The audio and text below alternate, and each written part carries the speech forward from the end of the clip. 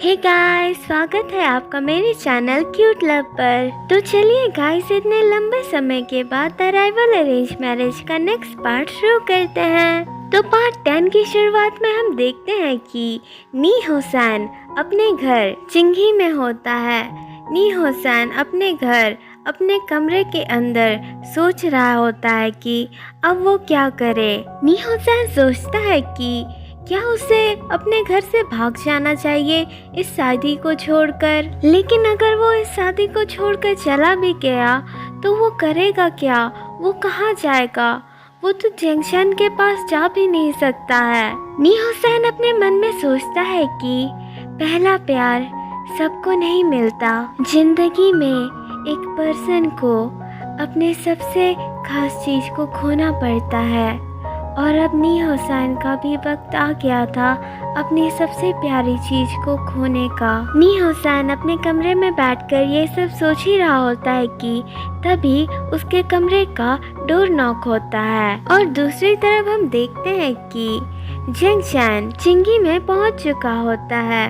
उसके साथ विभूषण, जियान यानली और उसके पेरेंट्स भी होते हैं और साथ ही साथ गुसु के सेकेंड यंग मास्टर भी वहां पहुंच चुके होते हैं। तभी नी मिंगजू जंक्शन से कहता है कि जंक्शन, मुझे लगता है कि तुम्हें नी हुसैन को बता देना चाहिए कि तुम्हारी शादी उसके साथ होने वाली है। तुम्हें पता है, जब से उसे पता चला है कि उसकी शादी किसी और से होने वाली है, वो काफ़ी ज़्यादा उदास रहने लगा है।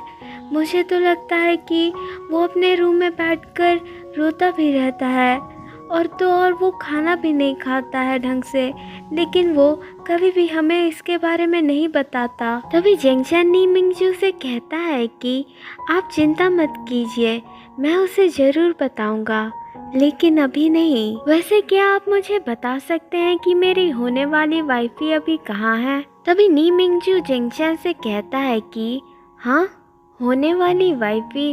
ओह अच्छा, हुसैन अभी अपने कमरे में है, लेकिन तुम उसके बारे में क्यों पूछ रहे हो? तभी जंक्शन नी मिंगजू से कहता है कि शाओजो शो, ये भी भला कोई पूछने वाली बात है? क्या एक हस्बैंड अपनी वाइफी से नहीं मिल सकता? गाइस, शाओजो शो का मतलब ब्रदर इन लॉ होता है।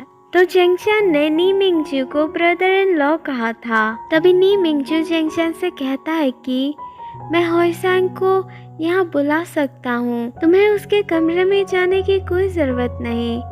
तभी जंक्शन नी मिंगजू से कहता है कि ब्रदर इन लॉ, आप समझते क्यों नहीं हो? एक हस्बैंड अपनी वाइफी से अकेले में बात करना चाहता है। तभी नी मिंगजू जंक्शन से कहता है कि लेकिन तुमने तो कहा कि तुम हुसैन को अभी नहीं बताओगे कि तुम उसके होने वाले हस्बैंड हो, और ऐसे भी तुम्हारी शादी अभी तक हुई नहीं है, तुम उसे अपनी वाइफी बुलाना बंद करो।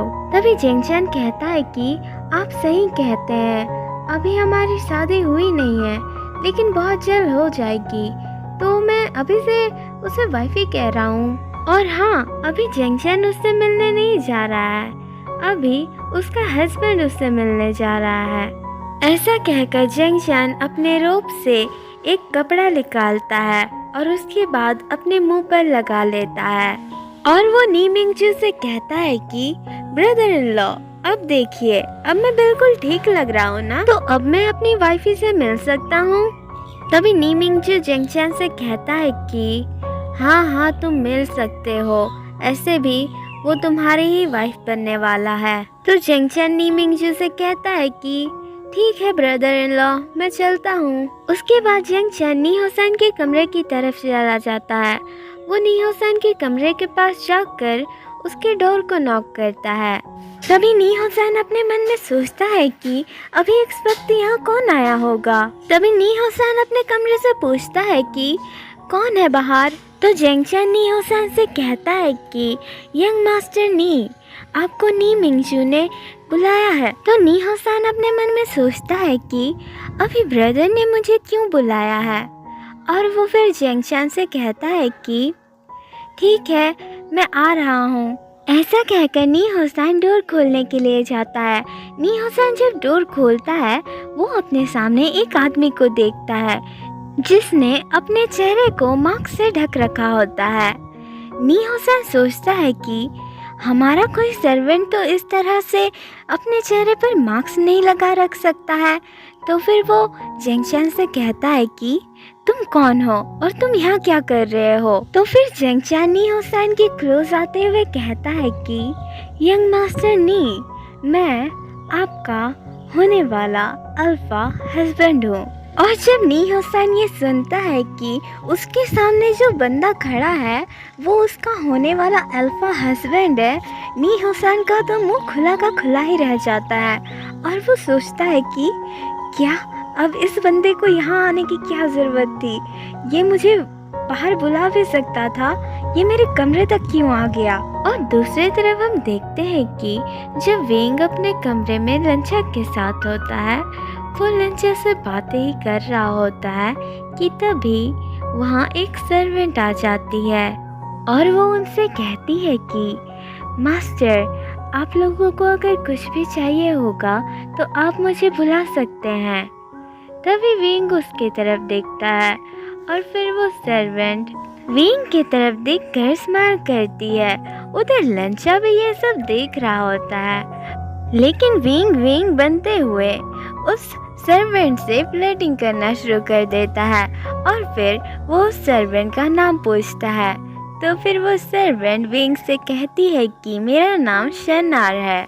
और उसके बाद शनार वहाँ से चली जाती है और उसके बाद विंग पीछे पलट कर लंचा को देखता है, लेकिन लंचा दरवाजे के पास देख रहा होता है जहाँ से अभी अभी शनार बाहर गई होती है।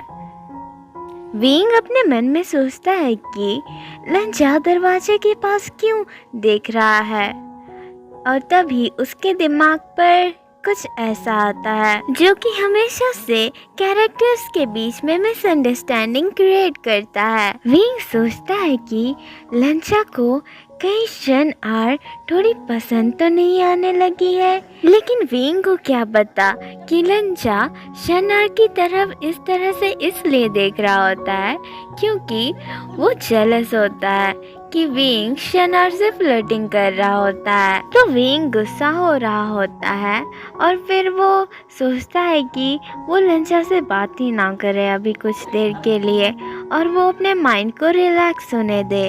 और अगले दिन लंचा और विंग चिंगी में घूम रहे होते हैं कि तभी वो लोग शनार को देखते हैं। शनार को कहीं से चोट लग गई थी और उसके पैरों से खून निकल रहा होता है। विंग उसकी तरफ मदद करने के लिए जाने वाला ही होता है कि उससे पहले लंचा चला जाता है। विंग को ये देखकर काफी ज्यादा गुस्सा आता है और वो फिर शनार से जेलस फील करने लगता है। लेकिन आखिर विंग को कौन बताए कि लंचा खुद शनार से जेलस फील कर रहा होता है और वो ये देख नहीं सकता था कि विंग शनार की मदद करे, इसीलिए लंचा पहले जाकर शनार की मदद करने लगता है। और ऐसे ही दिन बीतते जाते हैं और विंग और लंचा के बीच मिसअंडरस्टैंडिंग बढ़ती जाती है और अब जेंगचान और नी हुसैन की शादी के लिए सिर्फ 2 ही दिन बाकी थे। उधर जेंगचान अपने होने वाले ओमेगा से फ्लर्टिंग कर चलता था और इधर विंग का मिसअंडरस्टैंडिंग की वजह से काफी बुरी हालत हो रही थी। वो शनार की वजह से लंचा से आजकल अच्छे से बातें भी नहीं करता था और तो और आजकल वो लंचा से लड़ाई भी करने लगता था छोटी छोटी बातों के लिए। उसने लंचा से फ्लर्टिंग करना भी छोड़ दिया और आजकल विंग को ऐसा लगने लगता था कि जैसे कि लंचा उसे पसंद ही ना करता हो। और लंचा जो उससे पहले कहा करता था कि विंग उसकी लाइफ में कुछ भी नहीं है, विंग को अब वो सच लगने लगा कि विंग खुद लंचा की लाइफ में कुछ भी नहीं है। और अब तो उसे ऐसा लगने लगा था कि उसे लंचा की लाइफ से निकल जाना चाहिए, दूर चले जाना चाहिए। ऐसे भी अब उसे लगता है कि लंचा शनार को पसंद करता है और लंचा जल्दी ही विंग से कहेगा कि वो उसकी लाइफ से दूर चला जाए। और हम देखते हैं कि लैंड एल्डर्स एक विलेज में आए होते हैं, वही विलेज जहां उन्हें उस आत्मा के बारे में पता चलता है जिसके बारे में लैंड सिचन और लैंड चेरन बात कर रहे होते हैं। लैंड एल्डर्स एक इन में रुके हुए होते हैं जहां काफ़ी सारे लैंड एल्डर्स घायल होते हैं। उनकी हालत बिल्कुल उस लैंड क्लैन के घायल स्टूडेंट की तरह होती है। और इधर अब जेंगशन और नी हुसैन की शादी के दिन आ चुकी होती है और नी हुसैन को जेंगशन के बारे में पता चल जाता है कि उसकी शादी जेंगशन से ही होने वाली है, दूसरे अल्फा से नहीं। नी हुसैन ये जानकर काफ़ी खुश होता है कि उसका होने वाला हस्बैंड जेंगशन है। अब उन लोगों की शादी हो रही होती है और वहाँ बाकी क्लैंस के भी लोग आए हुए होते हैं और वहाँ वेनिंग भी आया होता है। इधर उन दोनों की शादी हो रही होती है, इधर विंग और लंचा के बीच मिसअंडरस्टैंडिंग होती है और उधर शनार आ जाती है। गाइस, शनार एक बीटा है, तो आप लोग कंफ्यूज ना हो जाए इसीलिए मैं आपको बता दे रही हूँ कि वो एक बीटा है। शनार इधर विंग के पास आने वाली होती ही है क्योंकि विंग ने शनार को कहा था कि उसे सुबह से ठीक नहीं लग रहा होता है। विंग को लगता है कि उसकी हीट आने वाली होती है, इसीलिए उसने शनार से दवाई मंगवाई होती है। तो शनार विंग की तरफ आने वाली ही होती है कि तभी शनार के पास लंच आ जाता है और वो शनार से बातें करने लगता है। ये देखकर विंग को काफ़ी ज़्यादा गुस्सा आता है। विंग सोचता है कि मुझे यहाँ से चले जाना चाहिए। ऐसा सोचकर विंग वहाँ से चला जाता है। विंग को अपने हार्ट में काफ़ी ज़्यादा दर्द महसूस हो रहा होता है।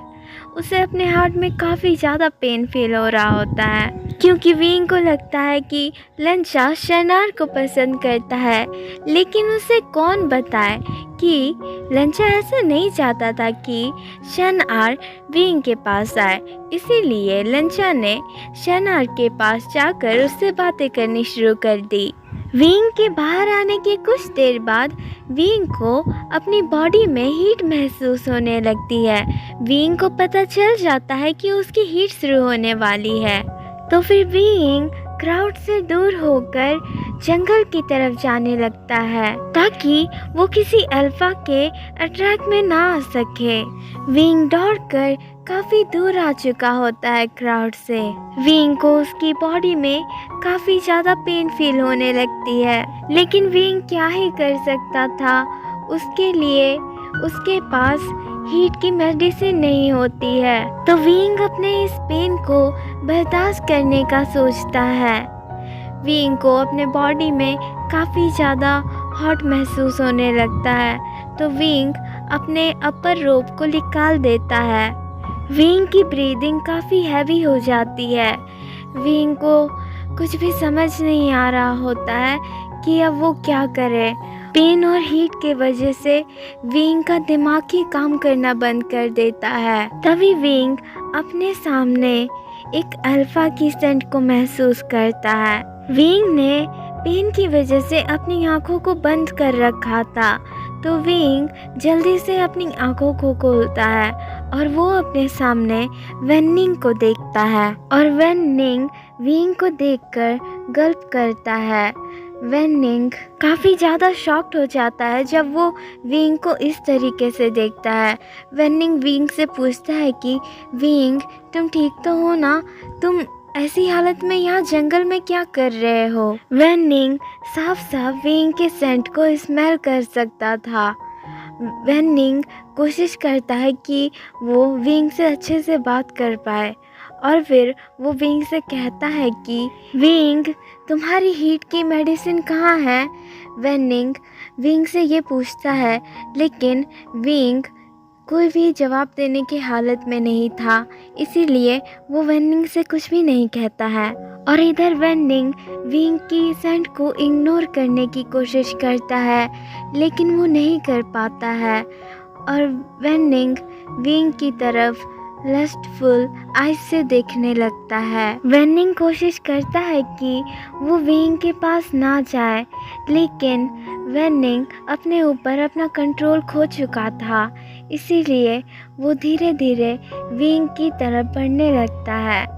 अब वेनिंग विंग के काफ़ी करीब आ गया होता है। विंग वेनिंग को धक्का देने की कोशिश तो करता है, लेकिन उसकी हीट के वजह से उसमें कुछ भी स्ट्रेंथ बाकी नहीं होती है। विंग धीरे से कहता है कि नहीं, लेकिन फिर भी वेनिंग विंग को किस करने के लिए आगे बढ़ता है, लेकिन तभी वेनिंग को कोई पीछे से काफ़ी जोरों से खींच लेता है और उसके बाद उसके फेस पर पंच मारता है और उससे चिल्लाकर कहता है कि ये तुम क्या कर रहे थे।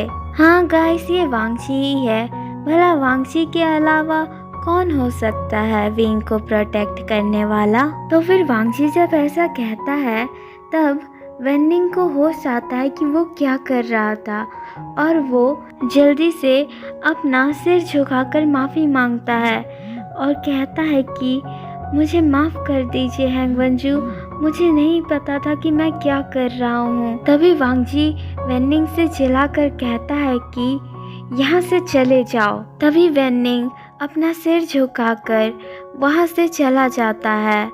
वेनिंग सोचता है कि आखिर वो करने क्या वाला था। वो भले ही विंग को पसंद करता हो, लेकिन वो विंग के साथ ऐसा नहीं कर सकता था। वो विंग की हीट का फ़ायदा नहीं उठा सकता था। विंग उसे बिल्कुल एक दोस्त की तरह देखता है और वो चाहे कितना भी विंग को पसंद क्यों ना करे, लेकिन वो उसका फ़ायदा नहीं उठा सकता है। उसे कभी भी अपनी लिमिट क्रॉस नहीं करनी चाहिए। उसे अपनी लिमिट नहीं करना चाहिए। ऐसा सोचकर वह वहाँ से चला जाता है और इधर वांगजी विंग की तरफ पलट कर देखता है। हे गाइस, तो आज का पार्ट यहीं ख़त्म करते हैं। आपको अगर ये वीडियो पसंद आई तो लाइक कर दीजिएगा, इस वीडियो को शेयर कर दीजिएगा वांगशन फैंस के साथ और मेरे चैनल को सब्सक्राइब करना मत भूलिएगा।